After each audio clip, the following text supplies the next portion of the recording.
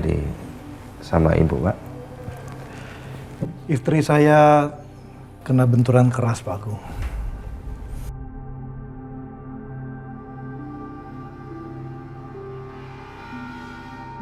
Kenapa Widodo liatin aku ya? Apa dia tahu kalau aku pelakunya? Pak Widodo, kehadiran saya bersama Tias ke sini sekaligus ingin meminta maaf kepada Bapak, Ibu, dan Nak Raka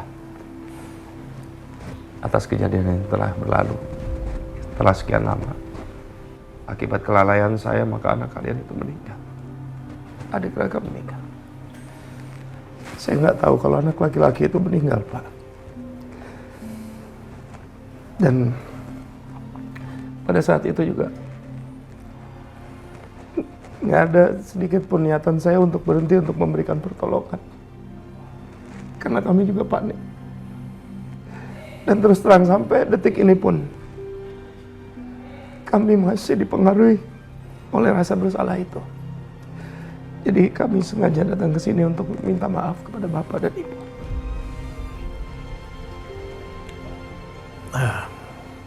Pak Agung, saya sudah memaafkan Pak Agung dan Bu Tias. Dan saya yakin, Pak, istri saya juga sudah lega sekarang karena Pak Agung mau mengakui kesalahan dan minta maaf.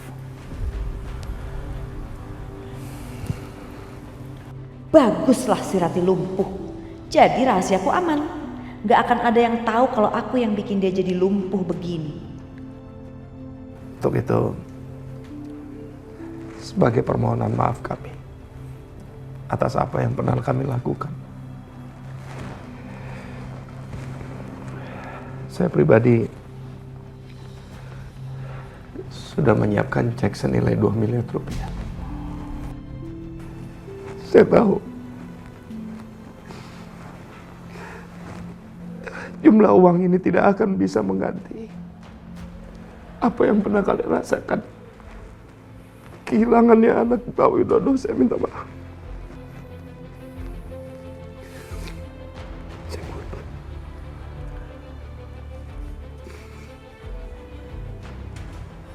Pak Agung, kalau memang Pak Agung tahu uang 2 miliar itu tidak bisa menghilangkan rasa kehilangan kami, harusnya nggak perlu dong. Yang kami butuhkan itu cuma Pak Agung sadar, Bu Tias juga sadar atas kesalahan di masa lalu dan meminta maaf pada kami secara tulus. Iya Pak Agung, kita kan ini partner bisnis Pak, jadi ya sudahlah. Lupakan saja Pak. Terima kasih, Pak. Terima kasih karena sudah mau memaafkan kami. Saya tahu ini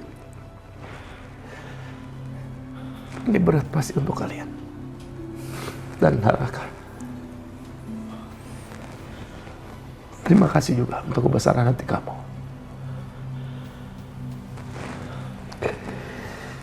Dan saya harap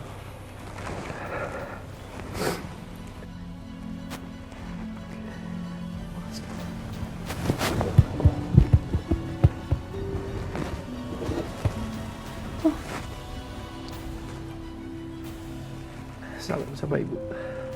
Baik Pak.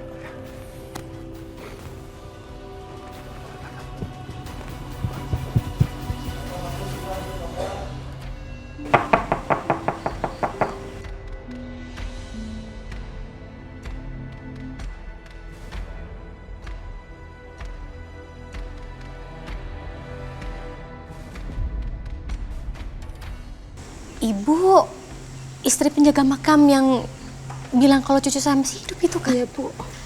Ada perlu apa ya Ibu kesini ya? Terus ini anak kecil siapa ya, Bu? Ini cucu Ibu, anaknya Mbak Kejora yang masih hidup.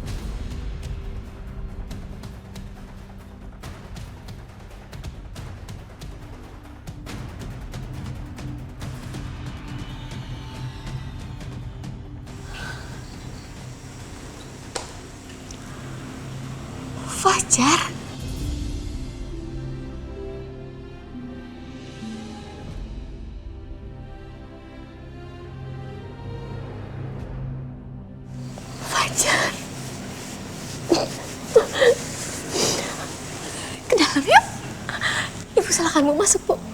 Sayang.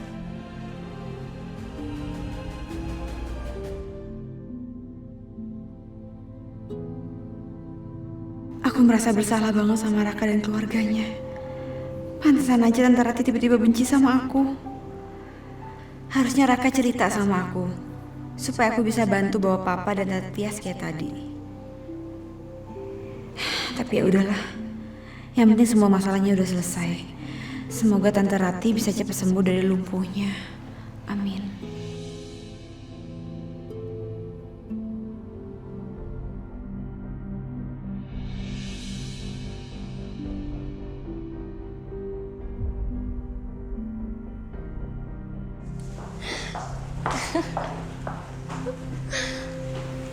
Jora, Ada apa ini, Bu?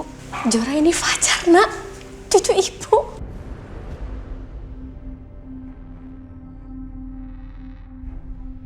Ibu! Aku sayang ibu. Bu, apa benar dikatakan sama ibu saya? Kalau ini Fajar? Maafkan saya, Bu.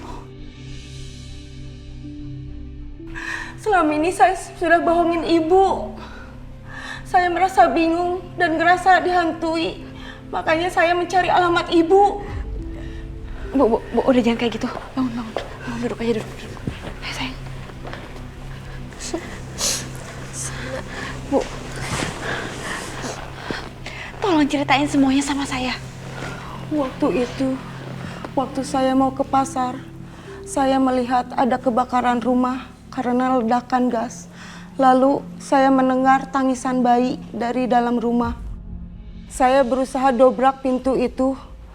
Ternyata ada seorang bayi.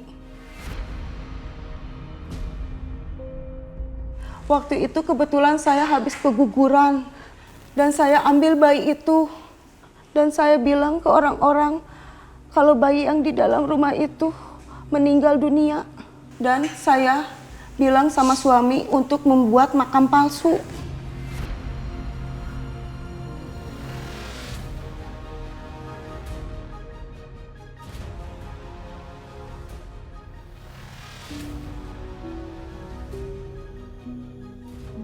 Maafkan saya, Bu. Maafkan.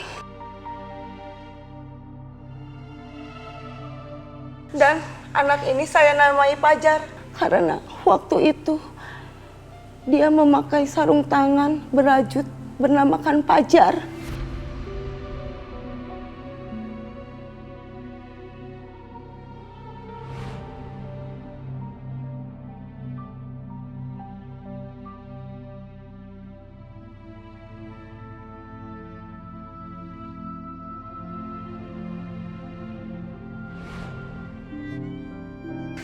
Fajar, kan Mama kangen banget sama kamu, Nak. Aku juga kangen sama ibu. Jora, kendalikan perasaan kamu, Nak. Kasihan ini anaknya. Kasihan Fajar, Nak. Masa baru pertama kali ketemu sama kamu nangis kayak gini. Ibu mau telepon papa kamu dulu ya. Ibu mau kasih tahu.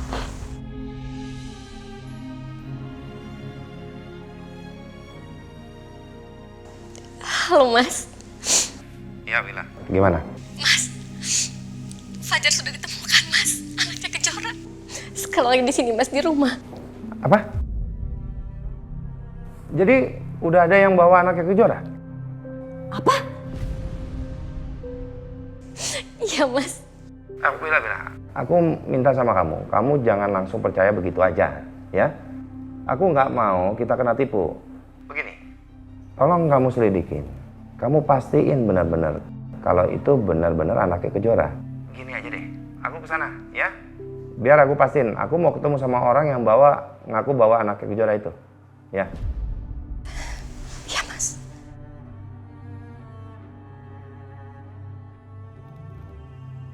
Kamu kenapa?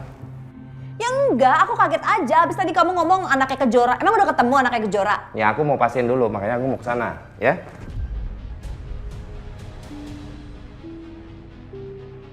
Ini pasti kerjaannya Widodo.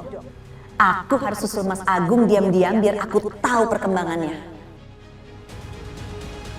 Ibu tahu pukul berapa peristiwa kebakaran itu terjadi? Sekitar pukul 6 pagi, Pak. Benar, Mas. Kejadiannya emang pagi jam segitu. Lalu ibu tahu di mana suami ibu bikin makam palsu untuk cucu saya? Di daerah Blunyah, Pak.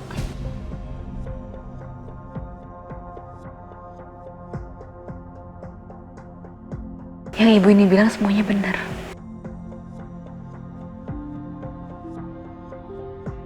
Baiklah, Bu.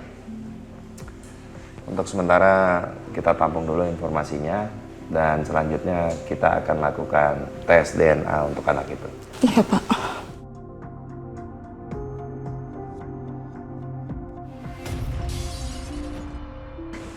Apa itu? Sebentar, Bu. Kamu Biar tunggu Papa sini lihat. ya, sayang ya. Tunggu ya, sebentar ya. Ya, Jor.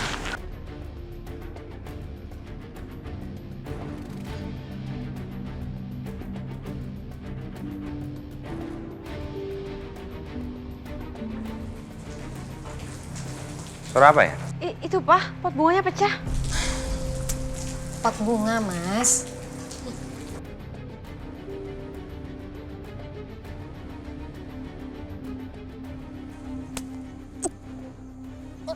Pot bunga kok bisa jatuh sendiri? Aku periksa dulu ya.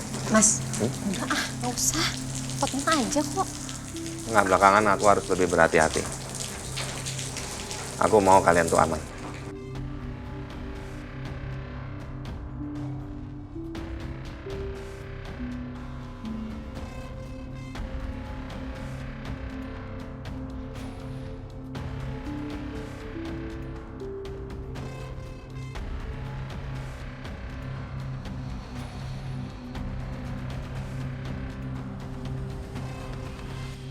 Ada apa, Mas, di situ, Mas? Nggak ada apa-apa kan? Nggak ada apa-apa. Kan aku bilang.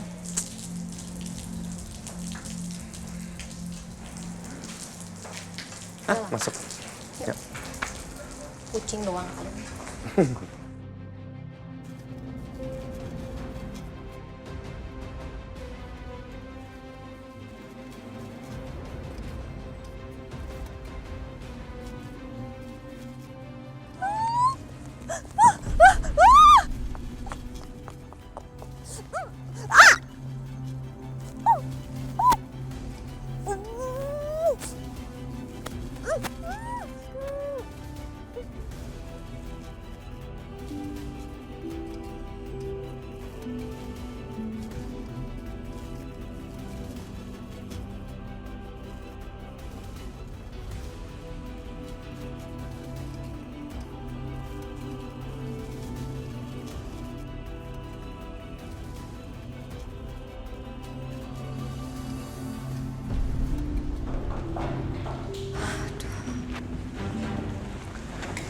Maaf, Bu, atas gangguannya sejenak.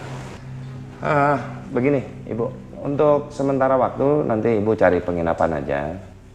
Untuk biaya dan keperluan lain-lainnya biar jadi tanggungan kami. Iya, Pak.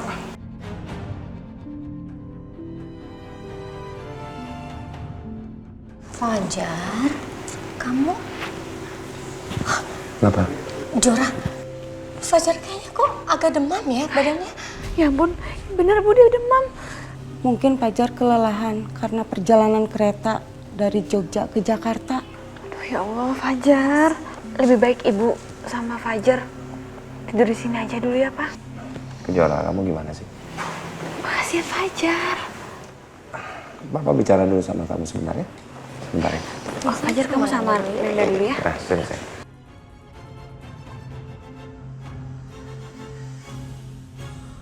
Mungkin di mata papa aku salah, tapi aku berusaha realistis. Kalau Kejora nggak salah dalam masalah ini. Yang salah itu ayahnya. Tapi kenapa harus Kejora yang jadi sasaran dendam mama sama papa? Gue bilang kan tadi, gue tuh malas ribut ya. Lu gak mau ribut sama kita. Lu cium dulu kaki kita semua. Atau lu telepon cewek lu itu, lu tinggalin di sini. Dan lu bebas.